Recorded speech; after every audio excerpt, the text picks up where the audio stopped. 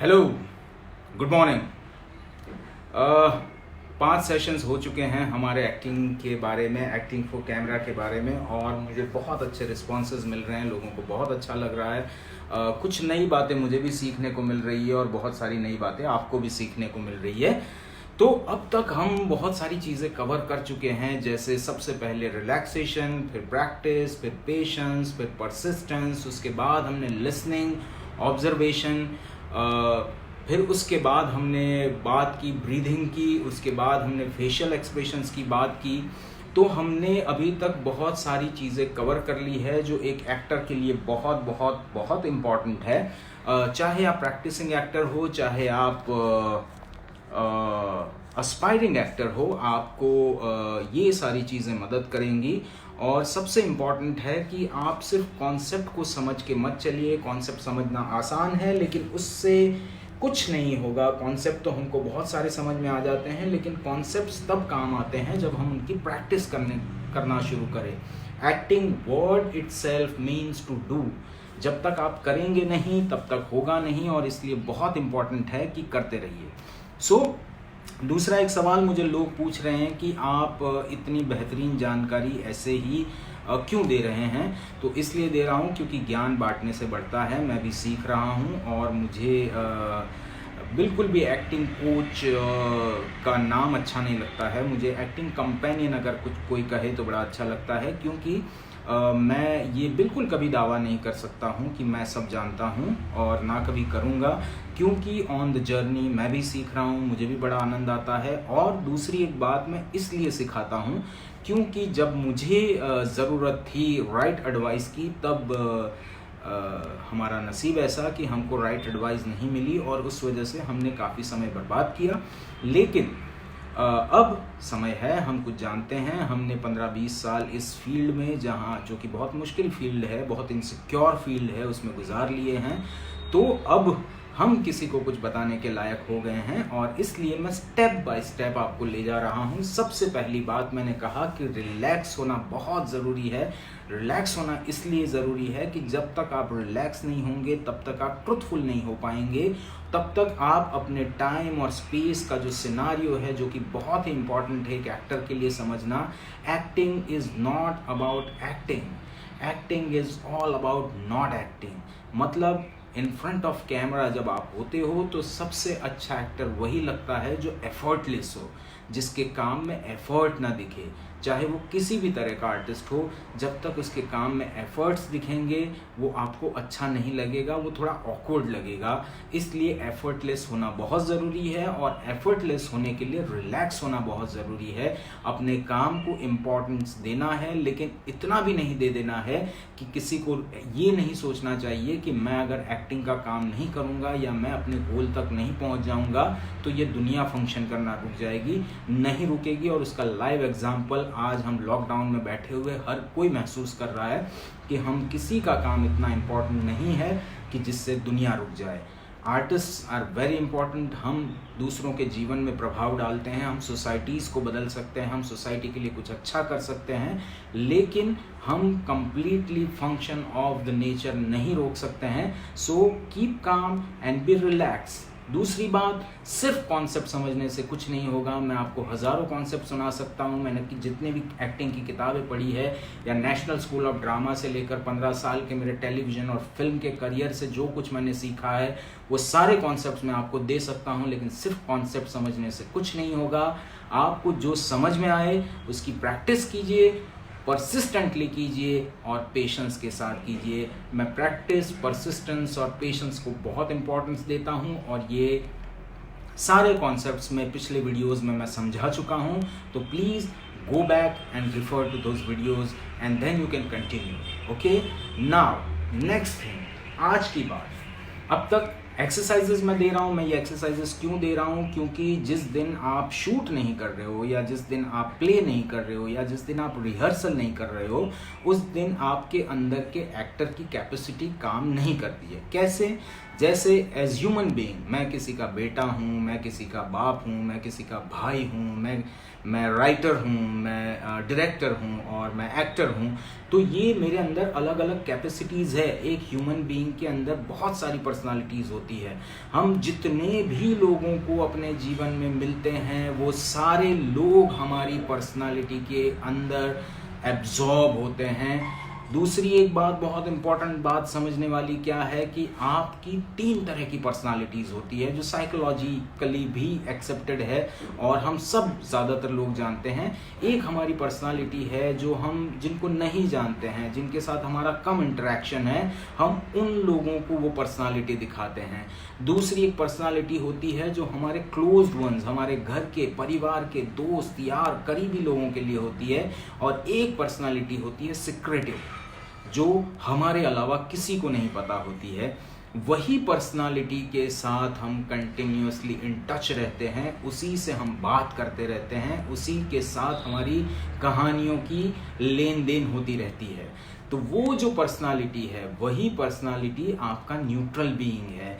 तो as an actor आपको अपने न्यूट्रल बीइंग के, इसको सोल कह ले आप, या आप आत्मा कह ले, या आप न्यूट्रल बीइंग कह ले, या मेरा न्यूट्रल कह ले, आपको जो कहना है कह लीजिए, वो एक अंदर एक एलिमेंट है जिसके साथ हम कंटिन्यूअसली टच में रहते हैं, कंटिन्यूअसली बातें करते रहते हैं।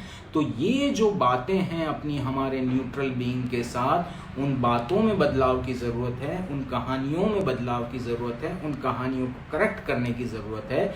और उसी से बात करते हुए हमें अपने आप को समझाना है कि हमें जो कॉन्सेप्ट सीख रहे हैं, हमें जो कॉन्सेप्ट बताए जा रहे हैं, उन कॉन्सेप्ट्स को प्रैक्टिस करना बहुत ज़रूरी है।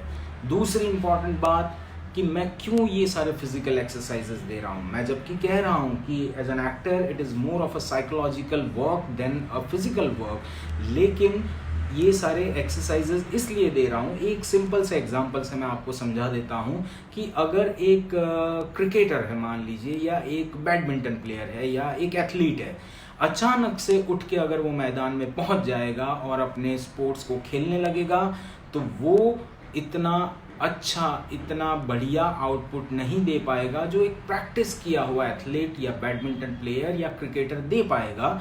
तो वो जैसे अपने मैकेनिज्म को कंटिन्यूअसली प्रैक्टिस करवाते रहते हैं, वैसे ही एक्टर्स के लिए भी बहुत इम्पॉर्टेंट है कि वो अपने मैकेनिज्म को, क्योंकि ट्रुथ जो है वो आपके अंदर पैदा होगा, जो इमोशंस है वो आपके अंदर जनरेट होंगे, लेकिन वो ट्रुथ या उन इमोशंस को जनरेट होने के बाद वो लोगों के सामने तो इसी मैकेनिज्म से आएंगे ना।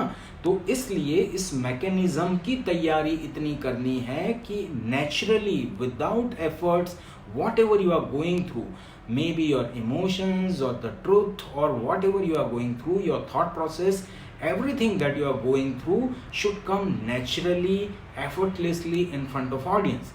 इसलिए आपके जो फिजिकल एस्पेक्ट्स है एक्टर्स के, जैसे आपका शरीर हो गया, जैसे आपकी आंखें हो गई, जैसे आपका फेस हो गया, जैसे आपका ब्रीथ हो गया, इन सारी चीज़ों का प्रैक्टिस करना बहुत ज़रूरी है। आपके चेहरे को पता होना चाहिए कि जब इंटरनली कोई भाव पैदा होता है तो वो अपने आप एफर्टलेसली आपके चेहरे पर नज़र आए, इसलिए प्रैक्टिस करना बहुत ज़रूरी है। एफर्टलेसली आपके आँखों के थ्रू आपका थॉट प्रोसेस और आपके इमोशंस जो अंदर जनरेट हो रहे हैं वो लोगों तक पहुंच जाए, इसलिए प्रैक्टिस की बहुत ज़रूरी है। तो अब तक मैं कुछ एक्सरसाइजेस आपको करवा चुका हूं, आपको दिखा चुका हूं। उन एक्सरसाइजेस को एक बार रिपीट कर लेते हैं। मैं रिपीटेशन पे बहुत ज़्यादा जोर देता हूं, मैं प्रैक्टिस पे बहुत ज़्यादा जोर देता हूं, क्योंकि मैं मानता हूं करने से ही होगा। The best part of thinking is doing. हम सोचते रहते हैं कि हम करेंगे, हम right moment, right mood, right time का इंतज़ार करते रहते हैं, लेकिन the right time is always now. अभी का समय है। आप थोड़ा प्रैक्टिस करोगे, थोड़ा इंप्रूवमेंट होगा, आप ज़्यादा प्रैक्टिस करोगे, ज़्यादा इंप्रूवमेंट होगा। अब तक मैं जो एक्सरसाइजेस करवा चुका हूँ उसमें सबसे पहली एक्सरसाइज मैंने कही है, एफर्टलेसली ब्रीथ करते हुए की ध्वनि करनी है, जिससे आपके लैंग्वेज में हर सिलेबल में अ होता है और वो अ को मजबूती मिलेगी, रूट मजबूत होगा, तो अपने आप जो भी बोलेंगे वो मजबूत होगा। उसके बाद मैंने एक एक्सरसाइज बताया है to increase your breathing capacity. क्यों? क्योंकि मैं मानता हूँ कि एक एक्टर के लिए ब्रीदिंग बहुत इंपॉर्टेंट है और मैं पिछले कई सालों से इस कॉन्सेप्ट के ऊपर काम कर रहा हूँ, जिसमें मैं एक एक्टिंग की बहुत पुरानी फिलॉसफी है उसको डिस्कार्ड कर रहा हूँ कि आपको इमोशनल मेमोरी, आपके पास्ट एक्सपीरियंसेस के थ्रू इमोशंस जनरेट करने चाहिए। मुझे लगता है ऐसा नहीं होना चाहिए। एक एक्टर को इंडिपेंडेंट ऑफ पास्ट एक्सपीरियंसेस और पास्ट मेमोरी के भी इमोशंस जनरेट करना आना चाहिए, और वो हो सकता है ब्रीथ से।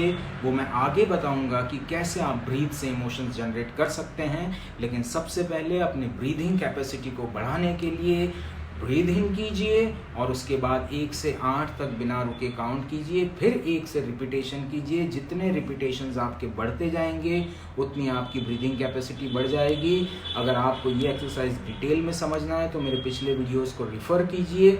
उसके बाद मैंने तीसरी एक्सरसाइज बताई जहाँ पे मैंने अपने रेजोनेटर्स को खोलने की बात की। छाती से लेकर गले से लेकर सर तक के रेजोनेटर्स को आप हमिंग के द्वारा खोल सकते हैं। जब आप बेस में हमिंग करेंगे तो ये रेजोनेटर्स खोलेंगे। जब आप मिडिल अपना जो बोलने का पिच है उस पिच में आप हमिंग करेंगे तो आपके ये सारे रेजोनेटर्स खुलेंगे, और जब आप हायर पिच पे हमिंग करेंगे तो आपके ये रेजोनेटर्स खुलेंगे। तो रेजोनेटर्स जब खुले होंगे तो आप जो भी ध्वनि प्रोड्यूस कर रहे हैं वो ध्वनि क्लीन भी होगी, पावरफुल भी होगी और बेहतरीन होगी। उसके बाद मैंने एक्सरसाइज बताए फेस के। क्यों? क्योंकि आपके मन में, आपके अंदर जितने भी इमोशंस पैदा होने वाले हैं वो आपके फेस और आपकी आंखों के ज़रिए प्रेजेंट होने वाले हैं। तो मैंने उसके लिए एक्सरसाइज बताया कि आप अपने मुंह के अंदर हवा भरिए और उस हवा को चारों तरफ घुमाइए। अपनी हवा भर के अपने फेस पर होल्ड कीजिए। उसके बाद मैंने एक्सरसाइज बताया जिसके अंदर मैंने आपके टंग का एक्सरसाइज बताया, अपने फेस को डिस्टॉर्ट करने के एक्सरसाइजेस बताए। वो सारे एक्सरसाइजेस करने की वजह से आपका face is going to be more recharge and more versatile, and that face is going to express the right way. Okay, now आज की बात क्या है? आज मैं सबसे पहले बात करना चाहता हूँ इमेजिनेशन की। इमेजिनेशन कल्पना शक्ति या इमेजिनेशन क्या है? इमेजिनेशन का मतलब ये है कि आप कोई नया आइडिया, नया पिक्चर, नया कॉन्सेप्ट कुछ सोचें। लेकिन मुझे ऐसा लगता है कि ये मिसलीडिंग इमेजिनेशन का डेफिनेशन है। इमेजिनेशन, कल्पना करना मतलब ऐसा कुछ क्रिएट करना जो बिल्कुल नया हो। बिल्कुल नया कैसे होगा? इसलिए नहीं होगा क्योंकि आप जो भी इमेजिन करते हैं या आप जो भी अपने दिमाग में थॉट प्रोड्यूस करते हैं वो सारे थॉट्स कहाँ से आ रहे हैं? वो सारे थॉट्स आपके पास्ट एक्सपीरियंसेस से आ रहे हैं, या आप जो जिंदगी जी चुके हैं उसका जो भी स्टोरेज आपके अंदर है उस स्टोरेज से वो थॉट या वो इमेजिनेशन आ रही है। तो इसका मतलब ये है कि हम असल में कुछ भी ओरिजिनल इमेजिन नहीं कर रहे हैं, हम कुछ भी ओरिजिनल क्रिएट नहीं कर रहे हैं। हम जो कुछ कर रहे हैं हम रिक्रिएट कर रहे हैं, जो ऑलरेडी स्टोर में है, जो ऑलरेडी हमारे सबकॉन्शियस में है, जो ऑलरेडी हमारे पास्ट एक्सपीरियंस के स्टोरेज में है, हम उसी से कुछ क्रिएट कर रहे हैं। उसके लिए एक छोटा सा एक्सरसाइज जो मैं अपने वर्कशॉप में करवाता हूँ, मुझे लगता है अभी जितने भी लोग लाइव मुझे देख रहे हैं वो लोग ये एक्सरसाइज कर सकते हैं अभी मेरे साथ। मैं आपको 3 बार ये एक्सरसाइज करवाऊंगा, 3 अलग अलग लेवल में। तो पहला लेवल ये है कि आप अपनी आंखें बंद कर दीजिए। आंखें बंद करने के बाद मैं एक शब्द बोलूँगा, आप उस शब्द को सुनिए और उस चीज़ को इमेजिन करने की कोशिश कीजिए। इमेजिन करने की, अपनी कल्पना से उस चीज़ को इमेजिन करने की कोशिश कीजिए। आप, मुझे लगता है कि आपने आंखें बंद कर ली है। आंखें बंद कर दीजिए। आंखें बंद करने के बाद अब जो वर्ड मैं बोलूँगा उसको आप इमेजिन कीजिए। आप एक रेड कार, एक लाल कलर की कार इमेजिन कीजिए। ओके, अब अपनी आंखें खोल लीजिए। आप में से बहुत लोगों को लाल कलर की कार दिखी होगी। किसी को लाल कलर की स्विफ्ट दिखी होगी, किसी को लाल कलर की सफारी दिखी होगी, किसी को लाल कलर की फरारी दिखी होगी, किसी को लाल कलर की जैगुआर या एम्बेसडर, या जो लाल कलर की कार हमने जीवन में देखी है वही लाल कलर की कार आपको दिखी होगी। तो इसका मतलब ये है कि आप इमेजिनेशन नहीं कर पाए, आपने बस उस मेमोरी को रिक्रिएट किया जो ऑलरेडी आपके स्टोरेज में पड़ी हुई है। अब इमेजिनेशन क्या है?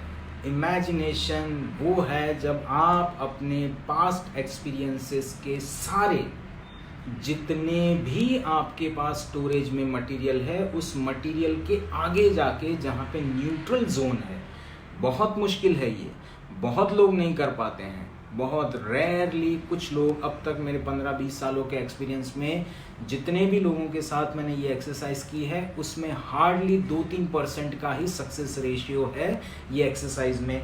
तो फिर से एक बार ये एक्सरसाइज करते हैं, आंखें बंद कीजिए और अब वो रेड कार इमेजिन कीजिए जो आपने कभी नहीं देखी। आंखें बंद कीजिए and imagine a red car that you haven't seen ever.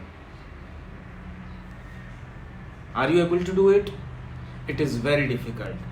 वो रेड कार क्रिएट करना जो हमने कभी नहीं देखी है, वो रेड कार इमेजिन करना जो हमारे एक्सपीरियंसेस में या हमारे स्टोरेज में नहीं है, बहुत मुश्किल है, ऑलमोस्ट इम्पॉसिबल के करीब है। लेकिन जैसा कहते हैं नथिंग इज़ इम्पॉसिबल। तो अब तीसरा स्टेज, और हम तीसरे स्टेज में अपने आप को, क्योंकि लाल कलर के साथ हमारा एक एसोसिएशन है, कार के साथ हमारा एक एसोसिएशन है, so I am asking you to do it again. It is little bit difficult, it is little bit complex, so try and put your all attention to yourself. Forget that you are watching a live video, forget that somebody is teaching you, just be with your neutral self and think and just try to create a red car which you haven't seen ever. आंखें बंद कीजिए और एक car imagine कीजिए जो आपने कभी नहीं देखी। I am going to give you 15 seconds.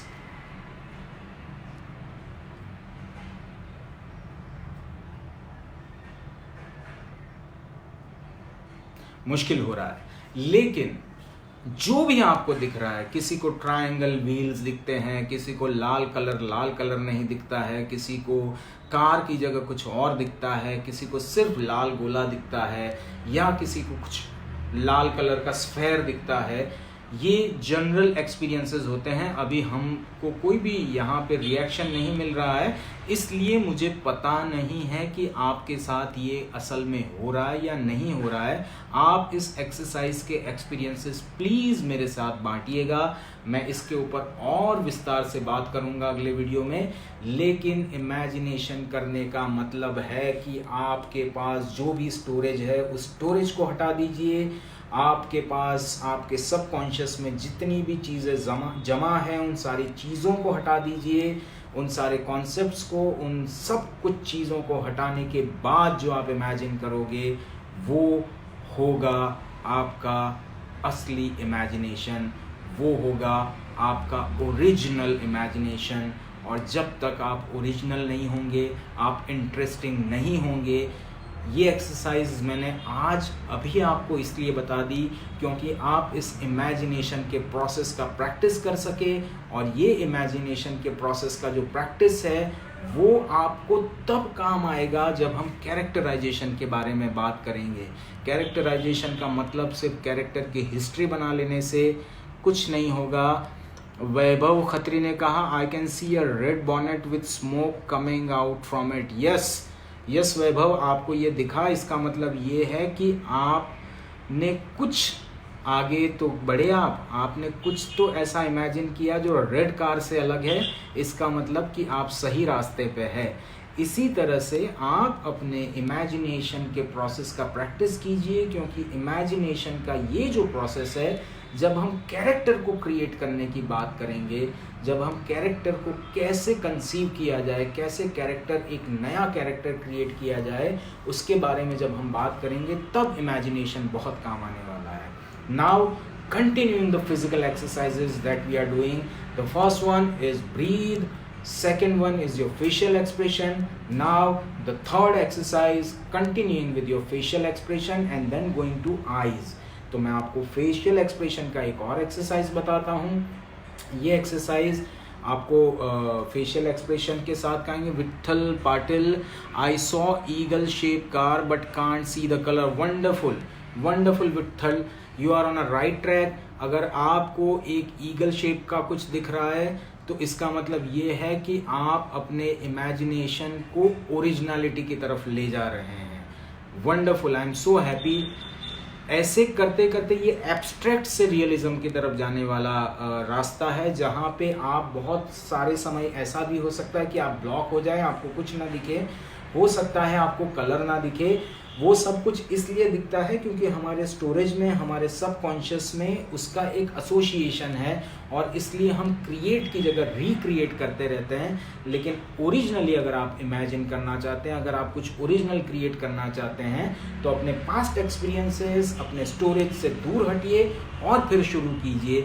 इसीलिए बहुत सारी किताबों में बहुत सारे टीचर्स ये बात सिखाते हैं कि जब आप इमेजिन करते हैं, जब आप क्रिएट करते हैं, तो डिस्कार्ड योर फर्स्ट थॉट, क्योंकि वो सबसे मंडेन होता है। वो जो फर्स्ट थॉट होता है वो वहीं से आता है जो हमने देखा हुआ है।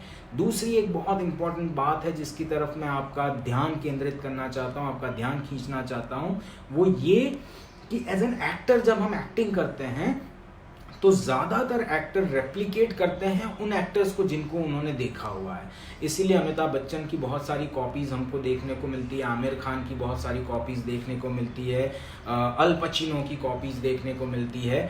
तो आप कॉपी बन के रह जाते हैं।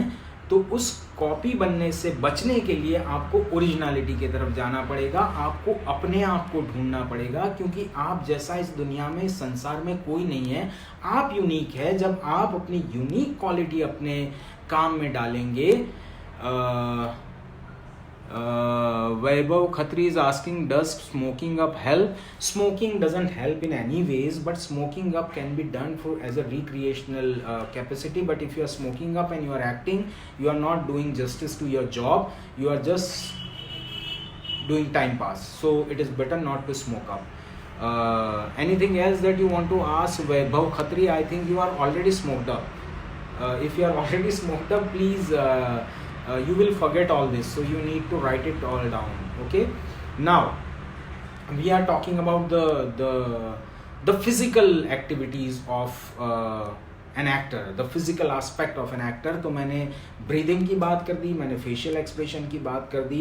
अब फेशियल एक्सप्रेशन के लिए और आपके वॉइस के लिए एक एक्सरसाइज दोनों को मिक्स किया गया है, जिससे कि आपका जबड़ा खुला रहे। और उसके बाद एक मैं आई एक्सरसाइज बताऊंगा और आज का सेशन यहीं ख़त्म करेंगे। लेकिन सबसे पहले एक और फेशियल एक्सरसाइज जिसमें अ, आ, ई। Okay, very good Vaibhav, if you are not smoked up, wonderful. Smoking up is not bad, but don't do it quite often. Okay, so what I was saying is about the facial expression.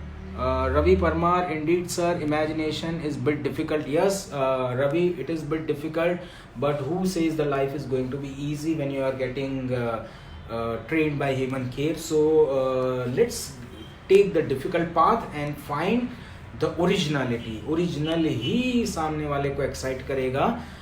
सो इसलिए बहुत ज़रूरी है कि original की तरफ जाने की कोशिश करें, बट डिफ़िकल्टी के बाद बहुत अच्छा स्पेस आता है जिसको कहते हैं न्यू, जिसको कहते हैं original.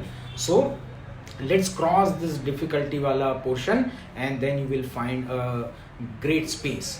Okay, so now let's do one more exercise for face, and that is a, e, u, o. Okay, so how do we do it? ज़्यादातर ये थिएटर वर्कशॉप्स में बहुत होता है ये एक्सरसाइज, लेकिन इसमें एक छोटा सा ट्विकिंग है जो करने की बहुत ज़रूरत है. ज़्यादातर क्या होता है जब ये एक्सरसाइज होता है तो लोग इस तरह से करते हैं अ, आ, ई, उ, ओ. That is not the right way of doing it, because you are straining yourself. Don't strain yourself. Okay, be relaxed. Everything should be done with relaxation. अगर आपका मुंह अ बोलते हुए यहाँ तक खुलता है तो यहीं तक खोलिए, अ करने की कोशिश मत कीजिए. ओके, सो इट इज अ, आ, ई, उ, ओ. अ, आ, ई, उ, ओ. अ, आ, ई, उ, ओ. अ, आ, ई, उ, ओ. ये एक्सरसाइज करने से एक तो आप अपने फेस का एक्सरसाइज कर लेते हैं, जो पहले भी हमने बहुत सारे एक्सरसाइज बताए हैं, उसी सीरीज़ का ये नेक्स्ट एक्सरसाइज है। दूसरा, आप अपने गले का भी एक्सरसाइज कर रहे हैं। दूसरा, ये सारे एक्सरसाइज करते वक्त ब्रीदिंग का बहुत ध्यान रखिए। ब्रीद इन कीजिए और ब्रीद आउट करते हुए आ ई ऊ ओ ये कीजिए। क्यों? क्योंकि आपको अपने मैकेनिज़्म को ये आदत डालनी है कि आप आ ई ऊ जो भी आप साउंड प्रोड्यूस करेंगे वो विथ ब्रीद प्रोड्यूस करेंगे। So it is very important that you produce with a sound from your body with breath, and that is going to add lot of force. Okay Vaibhav, just from some acting class video from YouTube, thought to ask you. Okay, ठीक है, no problem, ask me as many as questions. I love it. Why I love it? Because when somebody asks me questions, I also figure out, I also research, I also try to find out answers. There are mostly I have answers, but when I don't have answers, I go check, read, and come back with the answers. So I also learn, and that is why I love people who ask me questions. Okay, now ओ आ ई ऊ करने के बाद एक और exercise है जो आपके speech के लिए बहुत ज़रूरी है, आपके टंग को रिलैक्स करने के लिए बहुत ज़रूरी है।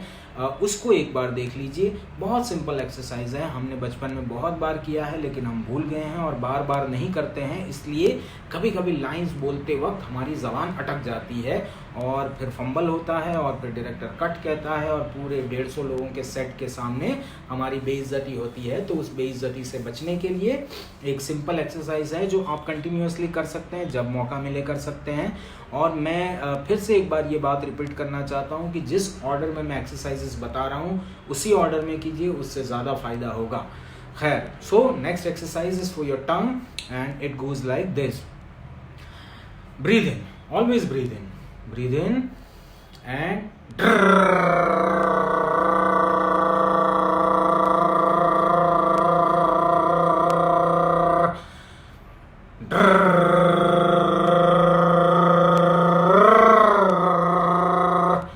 पिच भी ऊपर नीचे कर सकते हैं। ये एक्सरसाइज अगर आप ऑरेटर है, अगर आप पब्लिक स्पीकर है, अगर आप प्रोफेसर है, आप कोई भी काम करते हैं, अगर ये एक्सरसाइज करेंगे तो आपकी ज़बान रिलैक्स होती जाएगी, आपकी कम्युनिकेशन स्किल्स बेटर होती जाएंगी, आप जो भी बोलेंगे वो क्लियर बोल पाएंगे, आप अपनी ज़बान का बेहतर इस्तेमाल कर पाएंगे।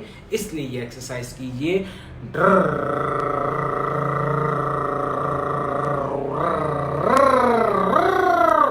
ये एक्सरसाइज बार बार कीजिए, आपकी ज़बान रिलैक्स हो जाएगी। और थोड़ा फन करना है इस एक्सरसाइज में तो आप ये एक्सरसाइज करने के बाद टंग की एक और एक्सरसाइज कर सकते हैं विच गोज लाइक।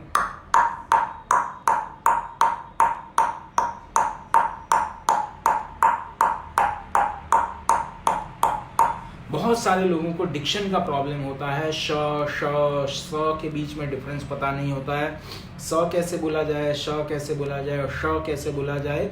वो टंग की एक पर्टिकुलर प्लेसिंग होती है आपके मुंह में, उससे बोली जाती है, उससे बोले जाते हैं ये सारे अक्षर। लेकिन उसके बारे में मैं डिक्शन की बात करूंगा, जब डायलॉग्स की बात करूंगा, जब स्क्रिप्ट की बात करूंगा तब बात करूंगा। फिलहाल आप अपने टंग को रिलैक्स करने के लिए कीजिए, बहुत आनंद आता है। या फिर ये भी कीजिए, इससे भी आपकी टंग काफ़ी रिलैक्स होगी। उसके बाद मैं ये एक्सरसाइज तो आपको बता ही चुका हूँ।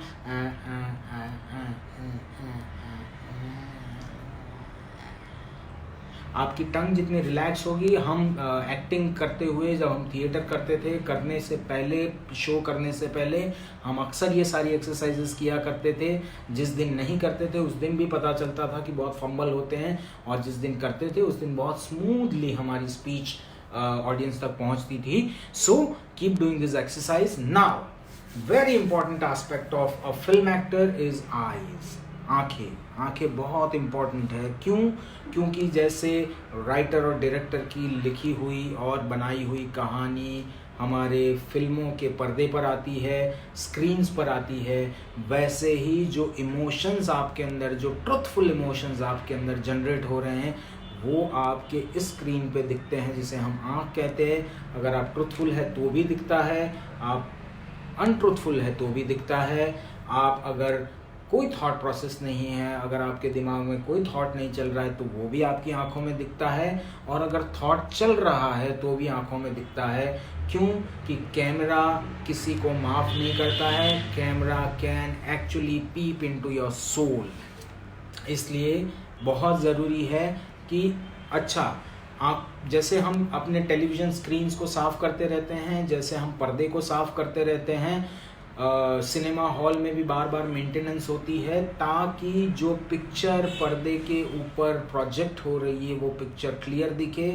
वैसे ही अपनी आँखों की एक्सरसाइज करना ज़रूरी है ताकि जो आपके इमोशंस और आपके थॉट प्रोसेस की पिक्चर प्रोजेक्ट हो रही है वो आपके आँख में क्लियरली दिखे। अगर आँखें बोलने लगी तो आप एक्टिंग में वैसे ही एक लेवल अप हो जाएंगे। नाउ आपका जो ये पर्दा है, आपके इमोशंस और आपके थॉट प्रोसेस का ये पर्दा है, जो आपकी आंखें हैं, उनको चार्ज करने के लिए, रिचार्ज करने के लिए, उनको क्लीन करने के लिए कुछ एक्सरसाइज है, वो मैं आपको दिखाता हूँ। तो सबसे पहला एक्सरसाइज है, आपको ब्रीद इन करना है और ब्रीद आउट करना है, लेकिन नाक से और मुंह से नहीं करना, आँख से करना है। अब आपको बहुत सारे लोगों को सवाल आया होगा कि आँख से कैसे ब्रीद आउट कर सकते हैं। आँख से ब्रीद आउट नहीं कर सकते हैं। क्यों? क्योंकि ये फिज़िकली साइंटिफिकली इम्पॉसिबल है, लेकिन हमको इमेजिन करना है और अपने शरीर से सारी ब्रीथ को पुश करने की कोशिश करनी है अपनी आँखों तक। एक और मैं कॉशन आपको देना चाहता हूँ कि ये एक्सरसाइज करते हुए अगर आपको दर्द हो रहा है, ये एक्सरसाइज करते हुए अगर आप अपने आप को ज़्यादा पुश करेंगे तो ये एक्सरसाइज आपको फ़ायदा नहीं करेगी बल्कि आपको हर्ट करेगी। तो मेरी हाथ जोड़ के आप सबसे रिक्वेस्ट है कि ये जो एक्सरसाइज मैं दिखाने जा रहा हूँ वो तभी कीजिए जब आप कंफर्टेबल है। अगर नहीं कंफर्टेबल है तो प्लीज़ डोंट अटेम्प्ट इट, या अगर आप अटेम्प्ट करेंगे मेरी जिम्मेदारी नहीं होगी, आपके दिमाग की नस फट सकती है और आप अपने आप को हर्ट कर सकते हैं। So again I am requesting, holding my 2 hands, this is very dangerous, very serious, so take care and do this exercise with utmost concentration, utmost relaxation, and don't push yourself beyond the limit. Okay, so how do we do it? We breathe in and then we try to push the air through our eyes like this.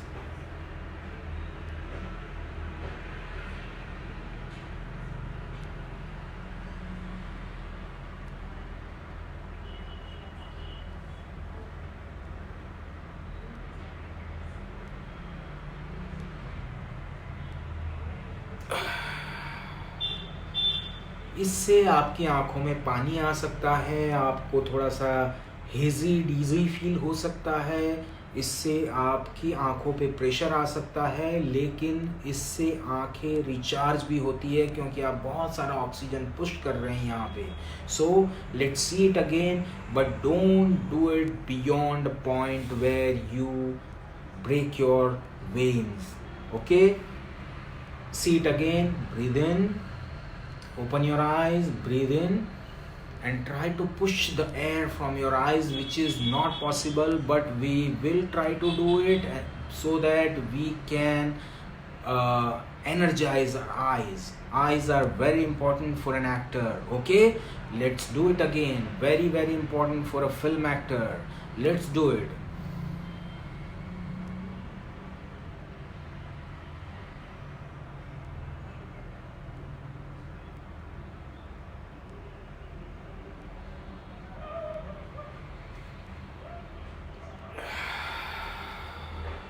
And then let the breath go. अच्छा, एक workshop करते हुए जब मैंने ये exercise किसी actor को सिखाई तो उन्होंने बोला, फीमेल एक्टर थी, उन्होंने बोला, वाह सर ये तो रोने का बहुत आसान तरीका है, अब जब भी मुझे किसी सीन में रोना होगा तो मैं ये एक्सरसाइज करूँगी और मैं रो पड़ूंगी और मुझे आंसू आ जाएंगे। बट रोना इज़ नॉट जस्ट अबाउट आंसू, रोना is not just about bringing water in your eyes, क्योंकि वो फॉल्स लगेगा, क्योंकि वो फिजिकल हो गया है। रोना जब आपको अगर इमोशंस फील होते हैं, अगर आप ट्रुथफुल इमोशंस जनरेट कर पाते हो और तब जो रोना आता है वो ट्रुथफुल होता है। इसलिए कृपया इस एक्सरसाइज का यूज़ वैसे मत कीजिए जब आपको एक्टिंग में रोना पड़े, आपको परफॉर्म करते हुए रोना पड़े, तब आप ये एक्सरसाइज मत कीजिए। क्यों? क्योंकि आप अपना कंसंट्रेशन भी हटा लेंगे, आप बिल्कुल गलत करेंगे। So this exercise should not be done for crying. Okay, made my eyes full of tears in few seconds. Yes, Vaibhav Khatri, it is very good. It will bring water to your eyes, but it is not crying, and never ever use this exercise to cry in the scene. Okay, it will look false. Now next exercise is again about eyes. These are been taught to us by a Kathakali teacher, and these exercises helps a lot to recharge and energize your eyes. Eyes are the screens of your thoughts and imagination and the emotions that you are going through, and it is going to be visible when the camera is looking at you.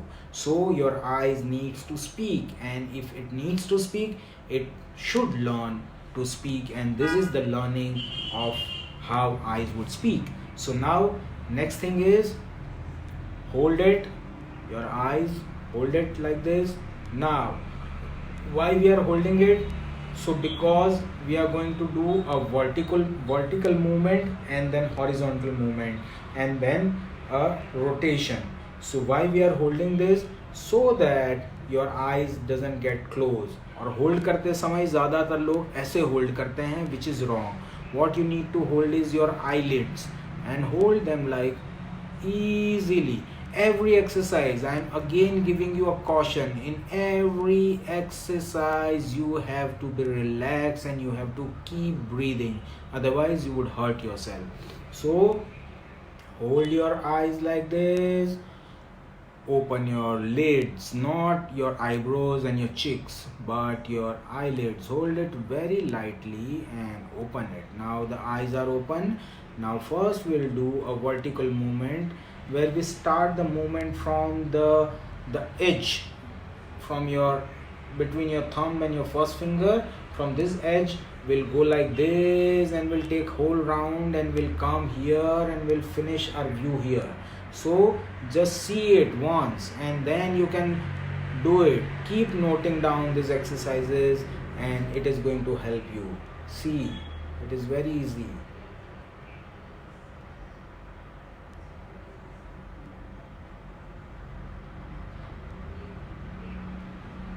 I hope you are able to see it properly.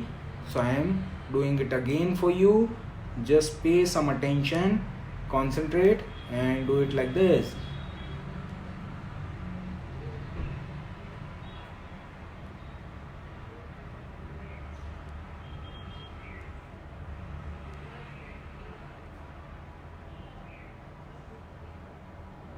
The aim is to go really slow. Right now I'm doing it a little fast, but sometimes what happens is your vision would go like this, like this, like this, staccato. There would be a staccato movement. We have to concentrate and bring ourselves to a point where we go slowly from one side to another side, and from another side to the first side. Okay, so this is the first exercise where you go vertically from left to right and right to left. Now next exercise is to go horizontally, and that how that has been done?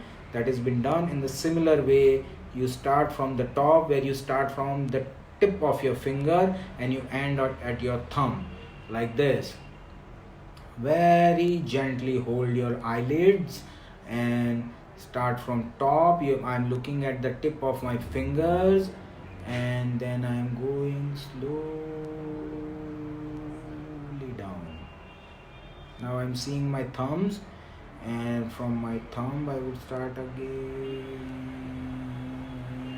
and go up, and then I come down, down to up, down, up, down. This exercise is again going to help your eyes to recharge, to energize. Okay, now the third one is down, right, top, left, down, right, top, left, down, right, top, left, and slowly it becomes a circle. Okay, So you can either go clockwise or you can either go anti-clockwise. Both ways it is going to help you. So hold your eyes like this, and from left top right down.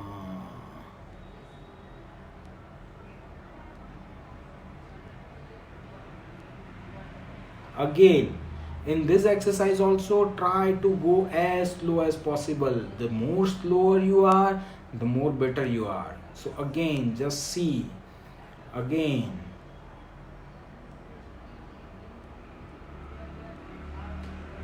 If it's staccato, it's not right. The more you do this exercise, the more control you will have on your eyes, and the more control will get you more better results. So very important that you do these exercises correctly. And after doing these eyes exercises, just rub your palms gently and put on your eyes. And as I told you, love yourself. And to love yourself, it is very important that you forgive yourself for all your guilts and your mistakes. So very important that you don't strain yourself. Relaxation is the base of my training. Relaxation is very important. If you are not relaxed, if you are not doing it while you are relaxed, you are not doing it right. Relax रहना बहुत ज़रूरी है, practice करना बहुत ज़रूरी है, patience बहुत ज़रूरी है और परसिस्टेंस बहुत ज़रूरी है। ये 4 शब्द मैं 4 लाख बार रिपीट करने वाला हूँ। क्यों? क्योंकि यही मूल मंत्र है। Now in a next lecture, in a next session, I am going to talk about जो एक्टर्स का फेवरेट एरिया है। मेरा डायलॉग क्या है, मेरा डायलॉग क्या है, मैं क्या बोल रहा हूँ, मेरा डायलॉग क्या है। तो डायलॉग्स के लिए बहुत ज़रूरी है कि आप अपने स्पीच को, आप स्पीच के एक्सरसाइजेस करें। और ये सारे एक्सरसाइजेस क्यों कर रहे हैं हम? ये ट्रुथ के एक्सरसाइज नहीं है, ये सारे एक्सरसाइजेस सिर्फ बाहरी चीज़ों के हैं। ट्रुथ के एक्सरसाइज पहले हमारे फिजिकल एक्सरसाइजेस हो जाएंगे, उसके बाद ट्रुथ के एक्सरसाइज हो जाएंगे। और ट्रुथ सबसे ज़्यादा इम्पॉर्टेंट है। ट्रुथ के बिना आपकी फिजिकलिटी किसी काम की नहीं है, ट्रुथ के बिना आपका परफॉर्मेंस किसी काम का नहीं है। ट्रुथ से ही होगा जो होगा। और ट्रुथफुल होने के लिए रिलैक्स होना बहुत ज़रूरी है, सिंपल होना बहुत ज़रूरी है, प्रैक्टिस बहुत ज़रूरी है, पेशेंस बहुत ज़रूरी है, परसिस्टेंस बहुत ज़रूरी है। और धीरे धीरे आप ट्रुथफुल हो जाएंगे। और ट्रुथफुल एफर्टलेस एक्टर ही लोगों को अच्छा लगता है। आप हिस्ट्री उठा के देख लीजिए। खैर, नेक्स्ट लेक्चर में, नेक्स्ट सेशन में I am going to give you some wonderful exercises about speech. About it is good for everyone. If you are an actor, wonderful. If you are an aspiring actor, wonderful. If you are not an aspiring actor, wonderful. If you are a practicing actor, wonderful. If you are a doctor, teacher, orator, anything, these exercises are going to help you. I will talk about the truth, I'll talk about the senses, I'll talk about the emotions, I'll talk about the thought process, I'll talk about the conviction, belief, truth, everything, but later on. Right now, first of all, very important that you correct your physicality, correct your mechanism, correct your instrument which is called body. तो मिलते हैं next session में कल सुबह 10:30 बजे। तब तक के लिए ये सारे एक्सरसाइज प्रैक्टिस कीजिए and better yourself and be successful and have a wonderful career. God bless you all.